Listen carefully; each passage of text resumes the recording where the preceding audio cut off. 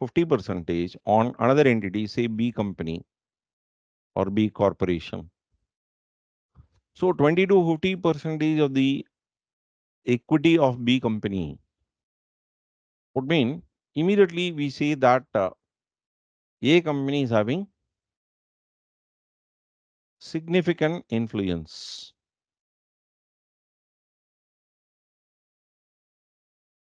If such company's holding is above 50%, more than 50%, then you call that holding giving them control. So if it were to be the first sort of scenario, when you have significant influence, A will be referred to as investor and B will be referred to as investee. In Indian terms, you call it as associate. So when you have significant influence or 20 to 50% of the holding, A will be investor and B will be investee or associate. If you have a control sort of relationship, A will be referred to as parent and B will be referred to as subsidiary. Okay, this is exact relationship is what we are expected to communicate, right? But a general reference that people normally tell is that they don't even call it out as parent and subsidiary. The general reference what they make is that any company which is making investment will be an investor. The company on which investment is being made, whether it is a significant influence or control, you call that as investee company.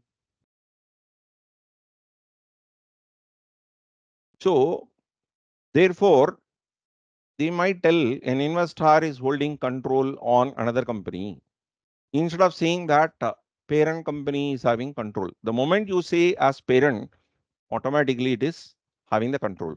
But almost all the literatures that you find in this topic, at the very initial stages, they start discussing about company which is holding either 20 to 50% or more than 50%. They used to call that as investor only. The other company as investee.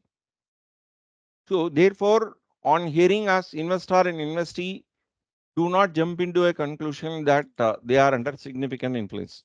Say general reference. This is a little amount of precaution that you got to always have in your mind. See something like in every other language you have for yesterday any,